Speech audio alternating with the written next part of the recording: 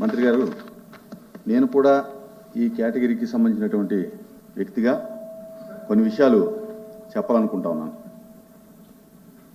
Supreme court చాలా దీర్ఘకాలిక పోరాటం తర్వాత సుప్రీంకోర్టు ఆర్డరు, తర్వాత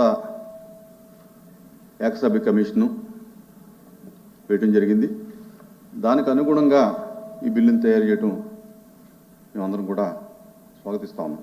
ఎందుకంటే సమాజంలో ఉన్నటువంటి వ్యత్యాసాన్ని సరిచేయాలనేటువంటి ఆలోచన ఏదైతే ఉందో అందరూ కూడా సమానంగా ఉండాలి. కొంత వ్యత్యాసం ఉండి కొంతమంది వెనుకబడతనం, కొంతమంది బెనిఫిట్స్ ఎక్కువ పొందడం అనేది కరెక్ట్ కాదు. కానీ దీన్ని చేసే విధానంలో కొన్ని నా సూచనలు ఏంటంటే, వెనుకబడితనం ఎందుకు వచ్చింది, ఆ మేజర్గా ఉన్నటువంటి మాలమాదిగుల మధ్య ఇంత వ్యత్యాసం రావడానికి కారణం నా ఉద్దేశం చదువు, ఎడ్యుకేషను ఒక వర్గానికి అందటం, ఒక వర్గానికి అందకపోవటం అనేది నా ప్రధానమైనటువంటి ఆలోచన. ఇదే బిల్లులో కేవలం రిజర్వేషన్ చేయటం వల్ల, ఏదో వాటా పంచటం వల్ల ఆ కులాల్లో ఆర్థికంగాను సామాజికంగా వెసులుబాటు వస్తుందని చెప్పి అనుకుంటే అది కరెక్ట్ కాదేమో. సామాజికంగా ముందుకెళ్ళాలంటే, ఆర్థికంగా ముందుకెళ్ళాలంటే సమాజంలో అందరితో పాటు ఆ వర్గాలు కూడా సమానం చేయాలనేటువంటి ఉద్దేశం ఉంటే కనుక వారికి సౌకర్యాలు అందుబాటులోకి రావాలి. ముఖ్యంగా చదువు అందుబాటులోకి రావాలి. అలాగే సౌకర్యాలు వారి జీవన విధానంలో మార్పు రావడానికి ప్రభుత్వాలు కృషి చేయాలి. నా సూచన ఏంటంటే, ఈ బిల్లులోనే ఎస్సీలకు సంబంధించి మీరు ఏదైతే ముందుకు తీసుకురావాలనుకున్న మాదిగలు కానీ, లేకపోతే ఈ రోజున మాకు ఏదో క్లాసిఫికేషన్కి వ్యతిరేకం అని చెప్పేటటువంటి మాల కులాలు కానీ, వారికి ప్రత్యేకమైనటువంటి చదువు మీరు ఏదైనా చేస్తే బాగుండేది. కేవలం రిజర్వేషన్ చేసి చదువు లేకోకుండా వారికి వాటా పంచటం వల్ల దానికి సంబంధించి వారు నిజంగా ఈ రోజున ఏదైతే ప్రయోజనం చేయాలనుకున్నారో అసలు చదువుకున్న వాళ్ళు లేకపోతే మీరు ఇచ్చేటటువంటి బెనిఫిట్కి అర్థం లేదు. కనుక ఖచ్చితంగా ఆ మాలమాదిగుల పేటల్లో, లేకపోతే మిగిలినటువంటి 59 కులాలు ఏవైతే ఉన్నాయో ఆ కులాలకి చదువు చెప్పించండి, ప్రత్యేకమైనటువంటి వెసులుబాటు కల్పించండి.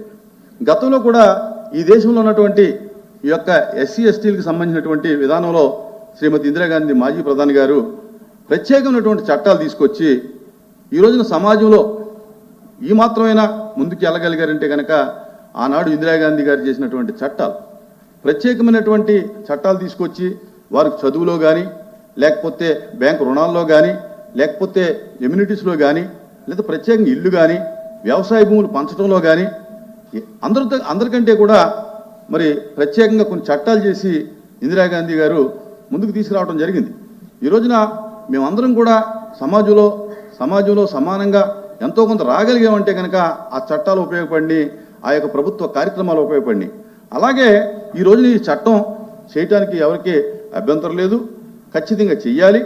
కానీ మీరు పంచేటటువంటి ఈ రిజర్వేషన్ కానీ, ఈ యొక్క వాటా కానీ పొందాలంటే కనుక ఆ వర్గాలకి చదువు, సమాజంలో కలిసేటటువంటి ఒక వెసులుబాటు కల్పిస్తే బాగుండును అని చెప్పి నా అభిప్రాయం.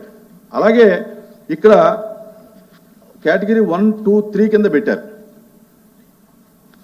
ఈ 3లో వచ్చేటప్పటికి ఈ 35 మాల అయ్యవార్లు నోటు పెట్టారు. నాకు చాలామంది ఫోన్ చేసి అడగటం జరిగింది. ఈ యొక్క మాల అయ్యవార్లు అనేది దీంట్లో కలపటం వల్ల మాలల యొక్క బెనిఫిట్ అనేది కొంత దెబ్బతింటుంది.